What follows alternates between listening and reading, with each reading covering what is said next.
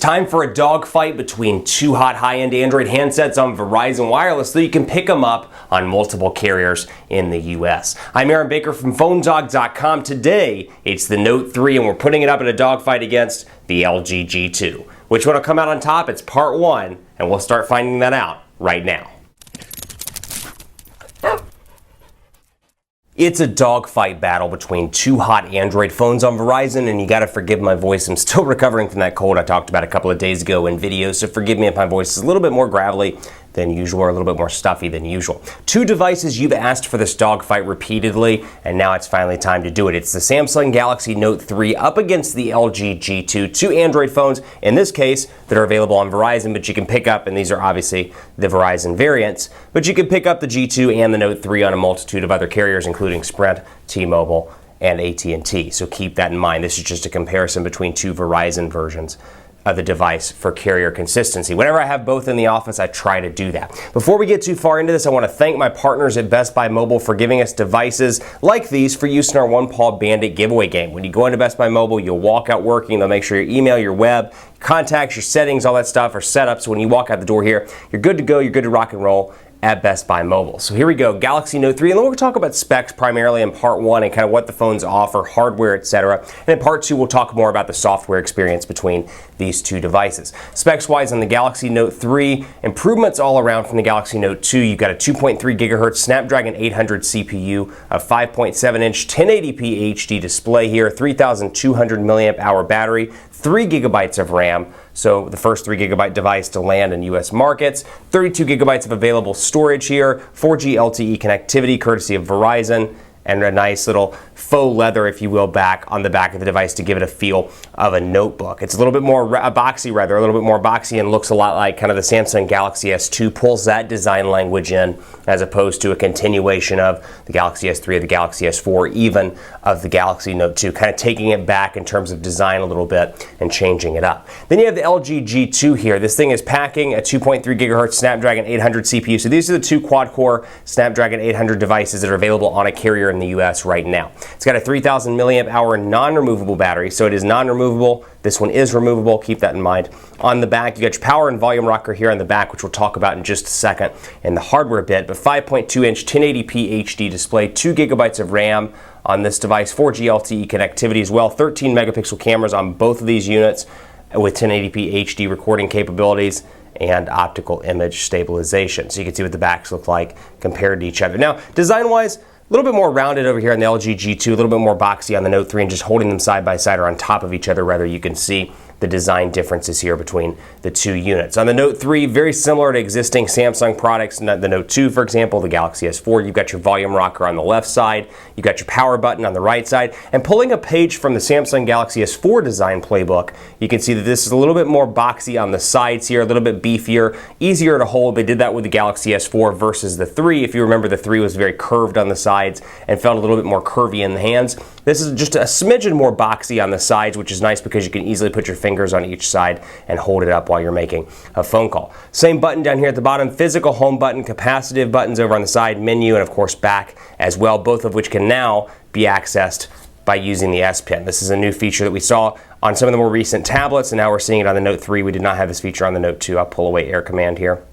And you can see I can click those capacitive buttons with my S Pen if I so desire. S Pen here as well, been redesigned, looks different, can be put in either way. We'll talk more about that towards the end of this video and into part two. The LG G2 over here, very revolutionary, at least from a design standpoint here. Power button and volume rocker on the back. Something different in terms of a design language standpoint. You got your camera back here as well. You'll notice the Verizon version is slightly different from the other GSM variants. And of course the unlocked variant, you can see here, got your SIM card slot, micro SIM card slot, and this one actually is not one that you need a tool to remove. You can stick your fingernail underneath. That's another change in the Verizon version. Over here, nothing. At the bottom, you've got your speaker and micro USB charging port. Again, different from the GSM variants and from the unlocked device as well. You've got the charging port down there at the bottom. You've got a 3.5 millimeter headphone jack down here as well. Up top, you've got your IR blaster for TV capabilities or for your remote capabilities on this unit. Very fast all around, and both of these devices are really zippy. You can notice the Verizon logos up here at the top on the G2. On the back, you got Galaxy Note 3 back here, and the Verizon and the 4G LTE logos back here in the back. This one is running Android 4.3. This one's running Android 4.2, both with their respective user interfaces. This is still running TouchWiz. This is running LG's UI. Both of them have seen improvements across the board from previous iterations of these devices. So G2 is an example. Improvements from the Optimus G Pro days even, which are not that long in the past. You've got improvements here to the user interface, and then you've got improvements over here to the user interface of TouchWiz as well that really maximize the S Pen and the use of the new display. So both of these have 1080p HD displays. And I should point out one of my favorite features on the G2, the double tap to turn the display on and off, also known as knock on, as you can see there. Turn it off, turn it back on, and easily access the device itself. Now over here, out of the box, you do get Verizon applications on both. On the Note 3, at least on the Verizon side, they're organized in a folder right out of the box. You've got My Verizon Mobile, Mobile Hotspot, Name ID, Visual Voicemail, NFL Mobile, Setup Wizard, Slacker, Verizon Tones, VZ Navigator,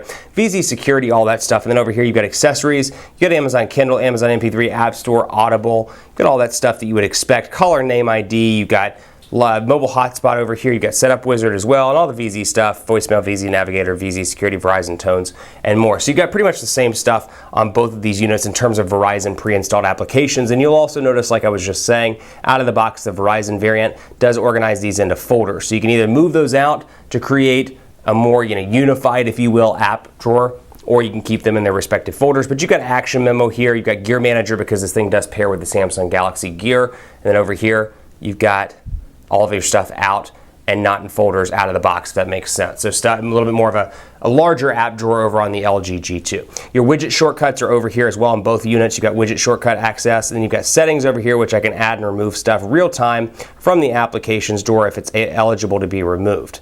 In this case, Quadrant Standard is the only thing that's eligible to be removed. Over here, you've got your widgets as well. You've got, of course, Action Memo, Active Apps Manager. I always enjoy going through these and seeing some of the different widgets because, at least with a skinned version of Android, if you will, there are some nice user interface touches, nice widget touches that come past stock Android. So you can see here, calendar, clock, email, Flipboard, Gmail, all kinds of different options for you to make this device your own. And very similarly over here on the G2, you've got a lot of options: games, games launcher, Gmail, Google Now, Google Posts, or Google Plus Posts rather, Rich Note, Task Manager, Slacker Radio, Weather, YouTube, and more. So kind of the same widget functionality over there as well. Now, widgets here, I can pinch, but it's not going to do anything. And then applications, same thing over here. Much like the home screen on TouchWiz, you can also pinch in the widgets area, for example, or pinch within the apps area and quickly see all of your pages of apps or your pages of widgets. It's a small touch. I find it to be pretty useful because I can easily scroll back up to the top here,